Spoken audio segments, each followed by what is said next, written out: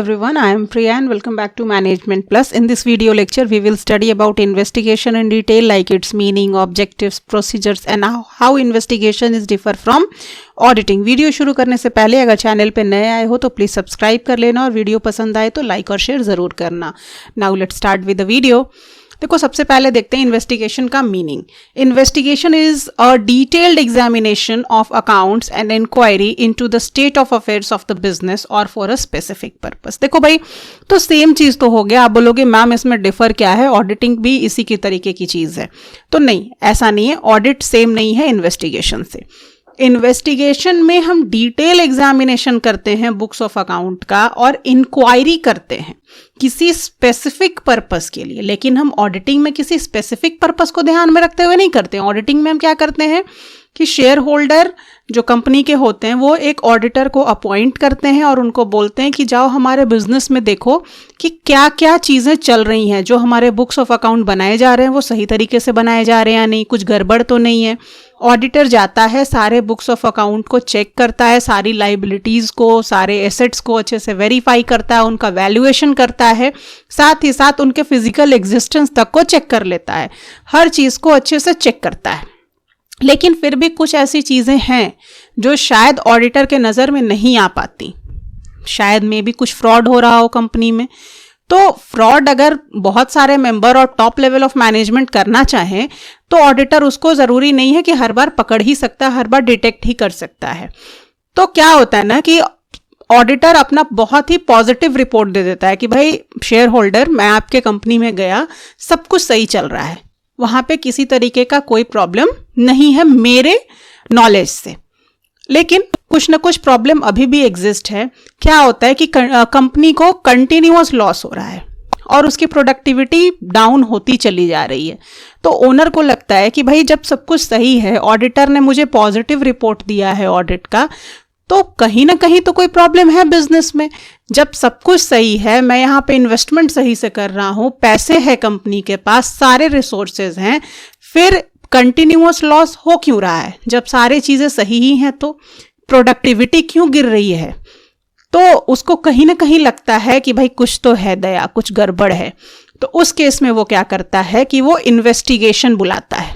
Investigator को बुलाता है और बोलता है देखो भाई, मेरा जो ऑडिट रिपोर्ट है वो बिल्कुल सही है, सारा फिनेंशियल स्टेटमेंट सही बनाया जा रहा है, सब कुछ बिल्कुल करेक्ट है, लेकिन फिर भी मेरे कंपनी में कंटिन्यूअस लॉस हो रहा है और मेरी प्रोडक्टिविटी बहुत लो है. पता लगाओ कि इसके पीछे का रीज़न क्या है. इन्वेस्टिगेटर जाता है और सारे डॉक्यूमेंट्री एविडेंसेस को अच्छे से चेक करता है, डिटेल में एकदम डीपली घुस करके चेक करता है, सारी चीज़ों को अच्छे से एनालाइज करता है. और तो और ज़रूरी नहीं है कि वो जो इन्वेस्टिगेटर जाएगा और जो चीज़ें एनालाइज करेगा, जो डॉक्यूमेंट कलेक्ट करेगा, वो सिर्फ किसी एक फिनेंशियल पीरियड के लिए होगा. वो बहुत सारे फिनेंशियल पीरियड्स के डॉक्यूमेंट को चेक कर सकता है. तब तक चेक करेगा जब तक कि उसको कोई मतलब एविडेंस नहीं मिल जाए कि हाँ भाई प्रॉब्लम है कहाँ पे वो लूप होल है जिसकी वजह से कंपनी को कंटिन्यूअस लॉस हो रहा है. जिस पर्पस से वो गया है इन्वेस्टिगेशन करने के लिए, जब तक उसको वो पर्पस फाइंड नहीं हो जाता, उसके रिगार्डिंग उसको एविडेंस नहीं मिल जाता, तब तक वो अपने इस इन्वेस्टिगेशन प्रोसेस को चलाता रहता है. ठीक है, यानी कि क्या है इन्वेस्टिगेशन? एक डिटेल्ड एग्जामिनेशन है बुक्स ऑफ अकाउंट का, जिसमें कि इन्वेस्टिगेटर इंक्वायरी करता है बहुत सारे चीज़ों पे किसी खास स्पेसिफिक पर्पस के लिए. It involves the process of analyzing, collecting and presenting facts in a manner which enables the parties to know the essential facts regarding the matter under inquiry. जिस चीज़ की इंक्वायरी की जा रही है उसके रिगार्डिंग जो भी पार्टी इन्वॉल्व हैं, जो भी चीज़ें इन्वॉल्व हैं, उन सब को अच्छे से एनालाइज करता है, उनके रिगार्डिंग एविडेंसेस कलेक्ट करता है, सारे फैक्ट्स को प्रेजेंट करता है इस मैनर में कि जिस चीज़ की इंक्वायरी हो रही है वो अच्छे से पता लगाया जा सके. और इन्वेस्टिगेशन जो है वो कवर कर सकता है more than one financial period को. वो डिपेंड करता है कि किस टाइप का इन्वेस्टिगेशन किया जा रहा है. अब एग्जाम्पल देख लेते हैं. Investigation is conducted in deduction of suspected fraud and theft to identify cause for continuous loss and low productivity and to evaluate the creditworthiness of the business. Investigation कब किया जा सकता है? ऑडिट तो हर साल होता है, जब भी फाइनेंशियल पीरियड कंप्लीट हुआ ऑडिट आ गया, ऑडिट चेक कर लिया ऑडिटर आपका कि भाई क्या है कंडीशन, क्या मतलब हेल्थ है कंपनी का, सब कुछ चेक हो जाता है। लेकिन इन्वेस्टिगेशन हर साल नहीं किया जाता। जब लगता है कि कुछ फ्रॉड हो रहा है, शेयर होल्डर को ये फील हो जाए कि कहीं ना कहीं कुछ गड़बड़ है, कि भाई बार बार लॉस हो रहा है, हमें प्रोडक्टिविटी गिर रही है, तो इस केस में वो क्या करता है, क्रेडिट वर्दीनेस को इवेलुएट करने के लिए इन्वेस्टिगेशन बिठाता है। चलो भाई अब थोड़े बड़े बड़े स्कॉलर्स के डेफिनेशंस देख लेते हैं। सबसे पहले देखते हैं स्पाइसर एंड पेगलर ने क्या कहा था। The term investigation implies an examination of records for some special purpose. Means what? Investigation क्या है? एग्जामिनेशन ऑफ रिकॉर्ड है, किस लिए? एक किसी स्पेशल पर्पस को पूरा करने के लिए। फिर टेलर एंड पेरी ने क्या कहा? Investigation involves and inquiry into the fact beyond the books of account into the technical, financial and economical position of the organization. Investigation क्या है? इंक्वायरी है। किन की इंक्वायरी है? फैक्ट्स की इंक्वायरी है। Beyond the books of account, यानी books of account में जो लिखी गई है सिर्फ उसी पे आपको रिलाई नहीं करना, आपको beyond the books of account जाकर के इंक्वायरी करनी है। टेक्निकली चीजों को देखना है, फिनेंशियली देखना है, इकोनॉमिकली देखना है, और सभी चीजों को अच्छे से वेरीफाई करना है, उसके रिगार्डिंग इंक्वायरी करनी है। इसको हम बोलते हैं इन्वेस्टिगेशन। अब देखिए objects of investigation, you can say objectives of investigation. देखिए बहुत सारे लोगों के सिलेबस में दिया हुआ होता है एक चीज, investigation of account under different situations, यानी अलग अलग सिचुएशंस आपको लिखने होते हैं कि आप किन किन सिचुएशंस में इन्वेस्टिगेशन कर सकते हैं। तो सेम ही चीज है यहाँ भी, आपको कंफ्यूज नहीं होना है।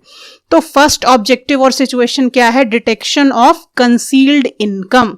फर्स्ट जो सिचुएशन जिसमें आप इन्वेस्टिगेशन कर सकते हो वो क्या है? क्या पता लगाने के लिए इन्वेस्टिगेशन करोगे कि कंसील्ड इनकम है, यानी to detect the undisclosed income investigation is made on behalf of income tax authority for the tax liability.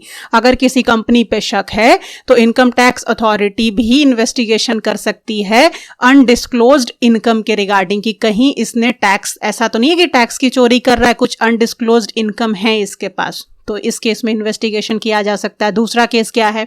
Purchase of business. Sometime any one person or firm wants to purchase the business. So it know the financial position and earning capacity of the business. Investigation is made on the behalf of the purchaser. अब देखो कभी ऐसा होता है कि कोई person सोचता है कि किसी बिजनेस को हम खरीद लें, या फिर कोई बिजनेस ही चाहता है कि हम दूसरे बिजनेस को खरीद लें।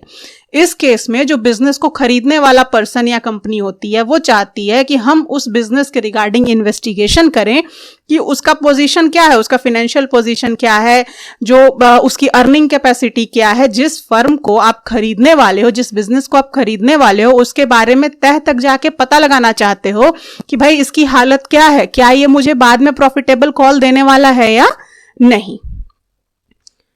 नेक्स्ट देखिए क्रेडिट पर्पस से आप इन्वेस्टिगेशन करते हो। समटाइम बैंक और client wants to grant the loan to a business, so investigation is made on his behalf to know the financial position of the firm. अब देखो आप लोन लेने जाते हो तो बैंक क्या करता है? एक इन्वेस्टिगेटर ऑफिसर भेज देता है आपके यहाँ कि भाई जाकर के पता लगाओ कि जो इन्होंने सिक्योरिटी रखी है वो एसेट इनसे बिलोंग करता है या नहीं, इनका सभी कंडीशन सही है नहीं कि नहीं, ये हमारे लोन को चुका पाएंगे या नहीं। तो उसी तरीके से जब कोई भी बिजनेस को कोई बैंक लोन देती है या फिर कोई क्लाइंट लोन देता है किसी भी तरीके से, तो वो भी इन्वेस्टिगेशन करता है इस बिहाफ में कि भाई इस कंपनी का फाइनेंशियल पोजीशन क्या है, क्या ये मेरे लोन या एडवांस को चुका पाएगा या नहीं। Next, entry of new partner. A new man who wants to enter into the business, obvious सी बात है ये पार्टनरशिप बिजनेस है, he will also try to know the financial condition of the business. Investigation can also be made on the behalf of the incoming partner, यानी incoming partner अगर already existing partnership business में कोई नया partner जुड़ रहा है तो वो जो नया पार्टनर है वो भी चाहता है कि हम इन्वेस्टिगेट करके घुसे बिजनेस में कि भाई इसका फाइनेंशियल कंडीशन क्या है, क्या यहां जाना मेरे लिए प्रॉफिटेबल होगा या नहीं होगा। नेक्स्ट देखिए परचेज ऑफ शेयर्स।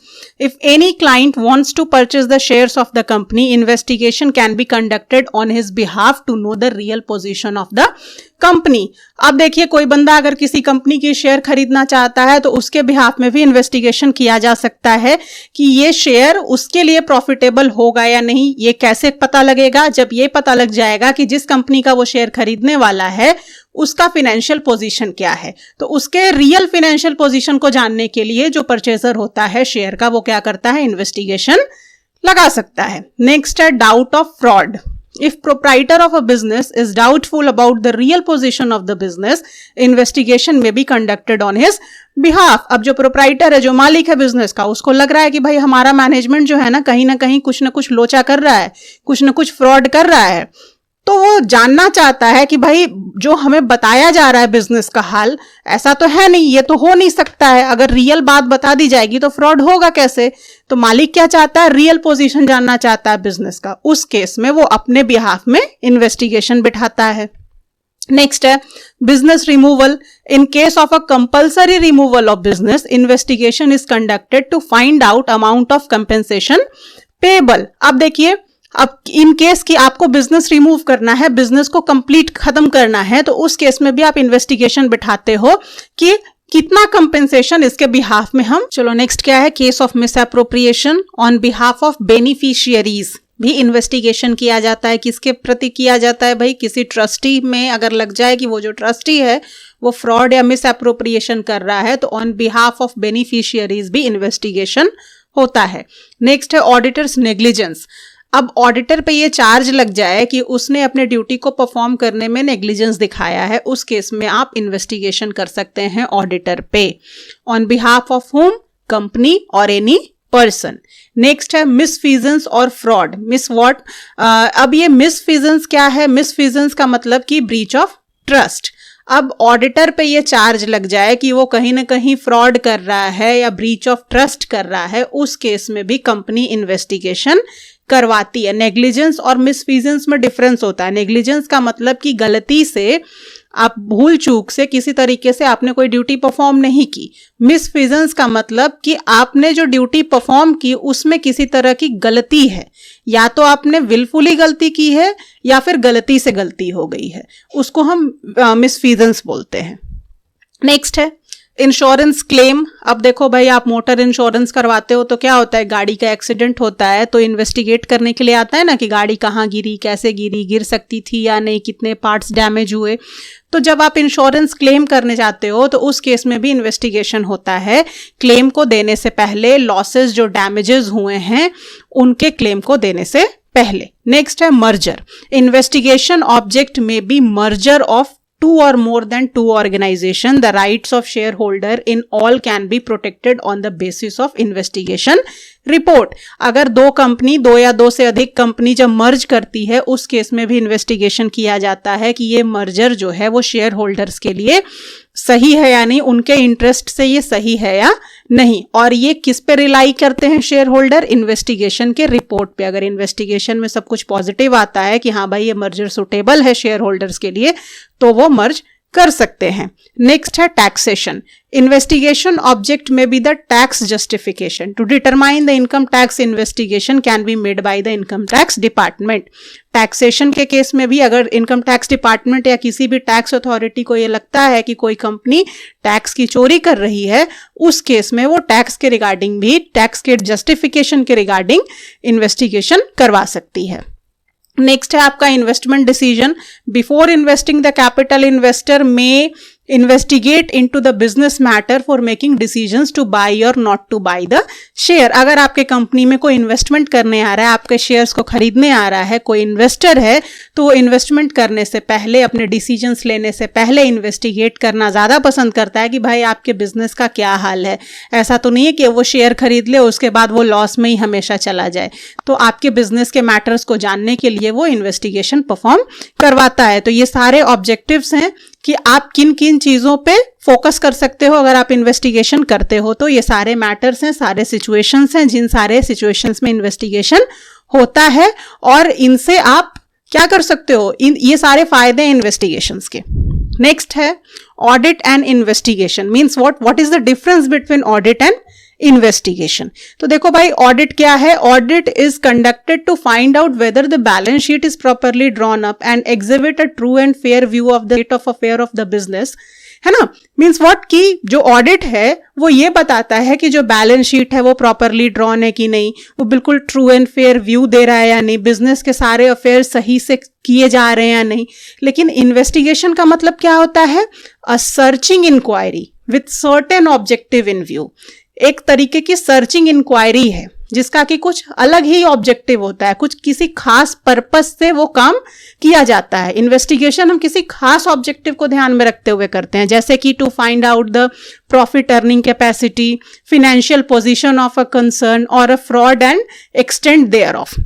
मीन्स कि कोई खास ऑब्जेक्टिव क्या हो सकता है कि आप किसी की अर्निंग कैपेसिटी पता करने के लिए जाओ, आप इन्वेस्टिगेट करने जाओ कि इसकी अर्निंग कैपेसिटी बिल्कुल सही बताई जा रही है नहीं, फिनेंशियल पोजीशन इसका क्या है, बहुत घुस के पता लगाना चाहोगे, कोई फ्रॉड तो नहीं हो रहा, इस केस में आप इन्वेस्टिगेशन करते हो। लेकिन ऑडिट में क्या करते हो? बेसिकली जो बैलेंस शीट, जो प्रॉफिट एंड लॉस सामने दिखाया जा रहा है वो बिल्कुल ट्रू एंड फेयर व्यू दे रहा है, यानी उसमें किसी तरह की कोई गड़बड़ तो नहीं है।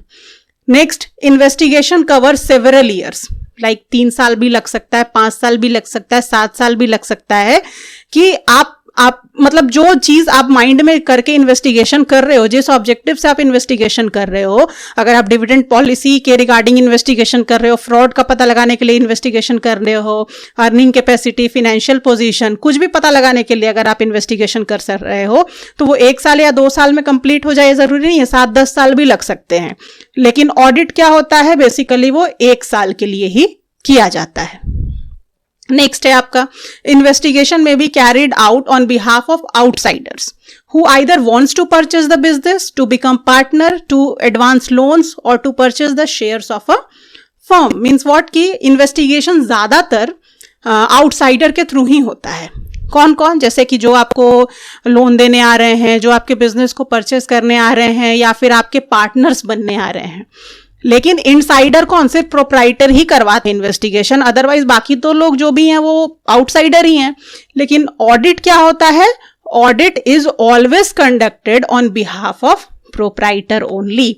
ऑडिट सिर्फ और सिर्फ प्रोप्राइटर ही करवाता है, ये जानने के लिए कि वो जो बिजनेस कैरी ऑन कर रहा है उसका क्या कंडीशन है। हाउएवर, इन्वेस्टिगेशन में be carried out on behalf of proprietor in case fraud is suspected. अगर किसी तरीके का फ्रॉड मतलब आपके जो प्रोप्राइटर है उनको लगता है कि कंपनी में किसी तरीके का फ्रॉड हो रहा है, उस केस में प्रोप्राइटर सिर्फ इन्वेस्टिगेशन कराता है, अदरवाइज सारे आउटसाइडर ही कराते हैं। नेक्स्ट है, audited accounts are further investigated for some special purpose in view while investigated account are not audited in the ordinary course। देखिए यहां पे एक क्वेश्चन आता है कि where auditing end investigation begin, यानी कि ऑडिटेड अकाउंट का इन्वेस्टिगेशन होता है किसी स्पेशल पर्पस के लिए। बुक्स ऑफ अकाउंट का ऑडिट हो चुका है, उसके बाद अगर कोई स्पेशल पर्पस, किसी स्पेशल ऑब्जेक्टिव को पूरा करना है तो आप उन ऑडिटेड अकाउंट का इन्वेस्टिगेशन कर सकते हैं। लेकिन इन्वेस्टिगेशन अकाउंट का ऑडिट में कोई रोल नहीं है, यानी कि ऐसा नहीं है कि जो जिस बुक्स ऑफ अकाउंट का इन्वेस्टिगेशन हो गया वो आगे ऑडिट के काम आ जाएगा, नहीं। लेकिन ऑडिट किए गए अकाउंट का इन्वेस्टिगेशन में काम आता है। Audit is legally compulsory, especially in case of companies, but investigation is voluntary and depend upon the necessity of some purpose in view। Audit क्या है? Legally compulsory है, हर साल आपको कराना ही कराना है as per Companies Act। लेकिन इन्वेस्टिगेशन कंपलसरी नहीं है, जब जरूरत पड़ेगी, कोई खास पर्पस होगा तो ही आप कराते हैं। चलो भाई, अब देख लेते हैं procedures for conducting investigation. Investigation को कंडक्ट करने का क्या प्रोसीजर होता है? तो जिसमें फर्स्ट होता है determination of nature and scope. तो जो क्लाइंट है ना, जो इन्वेस्टिगेशन कराने जा रहा है, उसको क्लियरली, बहुत ही क्लियर वे में, बहुत ही सर्टेन वे में सारी चीज़ें इन्वेस्टिगेटर को बतानी होती हैं। कुछ भी किसी तरीके का कन्फ्यूजन यहाँ पे अलाउ नहीं है, क्योंकि अगर कहीं भी किसी तरीके की कन्फ्यूजन माइंड में होगी तो इन्वेस्टिगेशन में प्रॉब्लम आ सकता है। बहुत ही क्लियरली सारे इंस्ट्रक्शंस देने होते हैं क्लाइंट को कि भाई कौन कौन से एरिया आप कवर करोगे इन्वेस्टिगेशन में, आपके इन्वेस्टिगेशन का पर्पस क्या, यानी किस ऑब्जेक्टिव से आप इन्वेस्टिगेशन करने जा रहे हो, और ये इन्वेस्टिगेशन का पीरियड कितने दिनों का होगा। नेक्स्ट है फॉर्मुलेशन ऑफ इन्वेस्टिगेशन प्रोग्राम। जैसे हम ऑडिट में प्रोग्राम बनाते हैं ना कि किस तरीके से हम ऑडिट वर्क को परफॉर्म करेंगे, ठीक उसी तरीके से इन्वेस्टिगेशन का भी प्रोग्राम होता है। लेकिन देखो ऑडिट में क्या होता है, सब कुछ फिक्स्ड होता है, ऐसे ऐसे करना है, क्योंकि हमको कोई ऐसा डिटेक्शन नहीं करने जाना है। हम लोग अगर डिटेक्टिव होते हैं जो लोग, उनको देखते हो ना, बहुत सारे सीरियल्स देखते हो, क्राइम पेट्रोल, सीआईडी वगैरह, तो उसमें क्या होता है, एक क्लू मिल गया और उसी क्लू के पीछे सारे डिटेक्टिव भागते दिखते हैं। अब एक फिक्स वे में प्रोग्राम आप बना करके जाओगे तो आप तो प्रोग्राम के अनुसार चलोगे। क्लू मिल गया, छोड़ो, ठीक है, कोई बात नहीं है, क्लू को साइड रखते हैं, हमारा जो प्रोग्राम है हम उसी के तरफ भागेंगे। ऐसा नहीं होना चाहिए इन्वेस्टिगेशन का प्रोग्राम। इन्वेस्टिगेशन का प्रोग्राम बिल्कुल भी फिक्स्ड या रिजिड नहीं होना चाहिए। इन्वेस्टिगेशन प्रोग्राम में क्या है कि एक स्टेप आपने किया, आपने एक स्टेप बढ़ाया, अब उस स्टेप पे अगर आपको कोई क्लू मिल गया तो जो आपका फर्दर कोर्स ऑफ स्टेप होगा ना, वो आपके क्लू पे डिपेंड करता है। अगर आपको क्लू मिल गया तो आप क्लू की तरफ मुड़ जाओगे।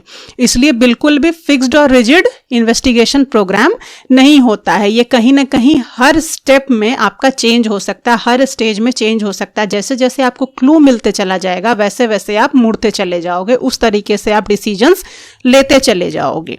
The finding of the previous step will decide the further course of investigation. यानी जो प्रीवियस स्टेप का जो आपका फाइंडिंग था उस पर डिपेंड करेगा कि आपका आगे का इन्वेस्टिगेशन का कोर्स क्या होगा। While formulating the investigation programme the broad scope and limits are to be determined. जब आप फॉर्मुलेट करते हो इन्वेस्टिगेशन प्रोग्राम को तो जो उसका स्कोप है वो काफी आपको ब्रॉड लेके चलना पड़ेगा, वो लिमिटेड नहीं होना चाहिए।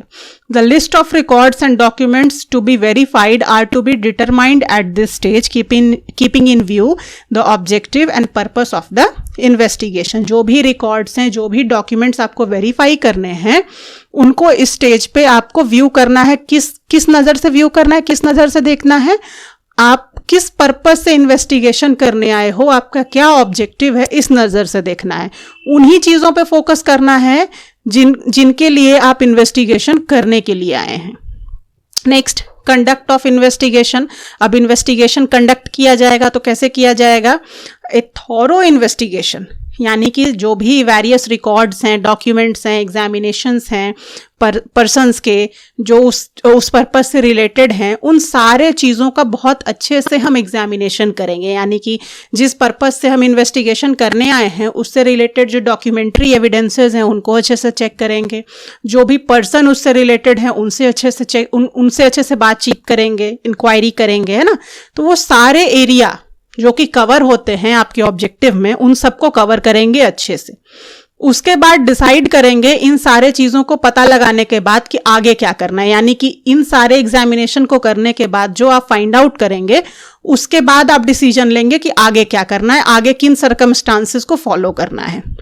Next, the investigator shall maintain an exhaustive record of work done, evidences examined, important discussions held as evidence for the investigation conducted. The record maintained by the investigator along with the supporting documents may form the basis for formulation of conclusion and preparation of the investigation report. अब देखिए, आप suppose कीजिए कि कोई record check कर रहा है, examine कर रहा है, उसमें अगर किसी तरह की गलती पाई जाती है तो इन्वेस्टिगेटर क्या करता है, उसको लिख लेता है। जैसे ऑडिट में हम लोग करते हैं ना, कहीं पे प्रॉब्लम है तो उसको लिख लिया ऑडिट नोटबुक में, तो उसी तरीके से इन्वेस्टिगेटर भी लिखते चला जाता है, लोगों से इंटरव्यू लेता है, बात करता है, तो वो क्या बोले, किस चीज़ के रिगार्डिंग क्या बोले, सबको एक जगह नोट डाउन करते जाता है। सारे एग्जामिनेशन को, सारे डिस्कशंस को एज एन एविडेंस वो सब कुछ एक जगह लिखते चला जाता है। और ये रिकॉर्ड क्यों मेंटेन करता है इन्वेस्टिगेटर? ताकि ये एक डॉक्यूमेंट तौर पे फ्रेम हो जाए और इसको वो क्या करे, एक कंक्लूजन बना ले जिसके बेसिस पर वो इन्वेस्टिगेशन रिपोर्ट बना सकता है। नेक्स्ट है आपका इन्वेस्टिगेशन रिपोर्ट। इन्वेस्टिगेशन रिपोर्ट क्या है? द इन्वेस्टिगेटर में correlate all his finding, analyze all the supporting documents and statement, thoroughly examine the investigation record and draw conclusion. While doing so, he must have an open mind, free from preconceived notion. देखिए, investigator क्या करता है, सारे काम को करने के बाद जब वो जान लेता है कि जिस ऑब्जेक्टिव से हम यहाँ पे इन्वेस्टिगेशन करने आए थे उसका रीज़न क्या है, क्यों अगर सेल फॉल हो रहा है तो क्यों सेल फॉल हो रहा है, क्यों कंटिन्यूअस लॉस हो रहा है, अगर उसको पता लग गया, सारी चीजें एनालाइज हो गई और उसके रिगार्डिंग उसको एविडेंस मिल गया, तो वो क्या करेगा, सारे कंक्लूजन को एक जगह लिखेगा, एक सिस्टमेटिक मैनर में लिखेगा। उसको हम क्या बोलते हैं, इन्वेस्टिगेशन रिपोर्ट। ये इन्वेस्टिगेशन रिपोर्ट जो बनाया जाता है ना, बिल्कुल ही ओपन माइंड से बनाया जाता है, किसी तरीके का कोई परसेप्शन पहले से नहीं बना होना चाहिए इन्वेस्टिगेटर के माइंड में। नेक्स्ट देखिए, अब ये जो इन्वेस्टिगेशन रिपोर्ट बनाया जाता है इसके कुछ कंटेंट्स होते हैं। क्या क्या कंटेंट्स हैं? फर्स्ट है the purpose and scope of investigation. इसमें सबसे पहले लिखना होता है कि किस पर्पस से हम इन्वेस्टिगेशन करने आए थे, कितने चीजों को हमने कवर किया। दूसरा, period covered by the investigation, कितने साल ये इन्वेस्टिगेशन चला, मतलब किस डेट में शुरू हुआ था और किस डेट में ये रिपोर्ट बनाया जा रहा है। Next, the terms of investigation with reference to the written instructions of the client. क्या क्या टर्म्स एंड कंडीशंस क्लाइंट ने रखे थे इस इन्वेस्टिगेशन को करने के लिए, किन किन चीजों को ध्यान में रखने के लिए क्लाइंट ने कहा था, क्या क्या इंस्ट्रक्शंस दी थी। Next, the various limitations faced by the investigator that may materially affect the conclusion drawn should be mentioned. क्या क्या लिमिटेशन इन्वेस्टिगेटर ने फेस किए इस इन्वेस्टिगेशन प्रोसेस को करने के दौरान और इस फाइनल कंक्लूजन को बनाने के दौरान। Next, the assumptions form the basis of investigation.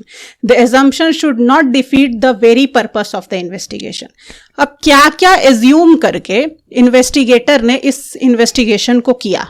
अब देखो, सपोज करो जैसे मर्डर का इन्वेस्टिगेशन होता है ना, तो क्या सोच करके किसी पे उसने शक किया, क्या क्या एजम्पशंस थे इन्वेस्टिगेटर के इन्वेस्टिगेशन को करने के दौरान, वो एजम्पशंस भी लिखता है।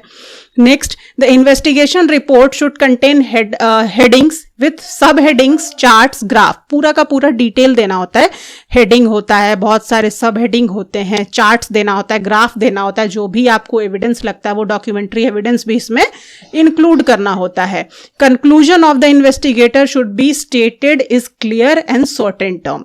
जो भी कंक्लूजन लिखना है इन्वेस्टिगेटर को वो बिल्कुल ही क्लियर, कंसाइज और शॉर्ट इन टर्म में लिखना है। ऐसा नहीं है कि बहुत ही पैराग्राफ में आपने लिख दिया और किसी को समझ में नहीं आया, ज्यादा टेक्निकल भी नहीं जाना है, एक सही से फॉर्म्ड वे में, यानी बिल्कुल क्लियर वे में आपको सारे कंक्लूजन को लिखना है, समराइज्ड वे में। The supporting documents and data may be presented as appendix to report. Means जो भी डॉक्यूमेंट आपको लगते हैं कि ये एविडेंस हो सकते हैं मेरे इन्वेस्टिगेशन के, उसको आपको साथ में लगाना है इस रिपोर्ट के। क्लियर है? So that's all about today's video. Next कौन सी वीडियो चाहिए कमेंट करके जरूर बताइएगा। मिलते हैं नेक्स्ट वीडियो में, तब तक के लिए स्टे ट्यून्ड।